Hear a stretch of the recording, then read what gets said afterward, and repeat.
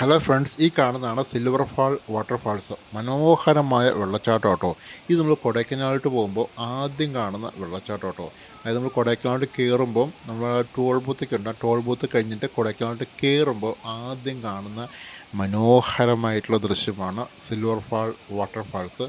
അപ്പം ഞങ്ങൾ ഇവിടെ എത്തിയപ്പോൾ സമയം 10:30 കഴിഞ്ഞു കേട്ടോ. നമ്മൾ നാട്ടിൽ നിന്ന് ഇവിടെ എത്തിയപ്പോഴത്തേക്കും 10:30 കഴിഞ്ഞു. അപ്പം ഞങ്ങൾ പ്ലാൻ ചെയ്തിട്ടിൽ ഇന്ന് രാത്രി ഇവിടെ കിടന്ന് ഉറങ്ങിയിട്ട് നാളെ രാവിലെ തൊട്ട് എല്ലാം കണ്ട് തുടങ്ങുക. അപ്പം ഞങ്ങൾ ഇവിടെ വന്നപ്പം 10 മണി കഴിഞ്ഞു.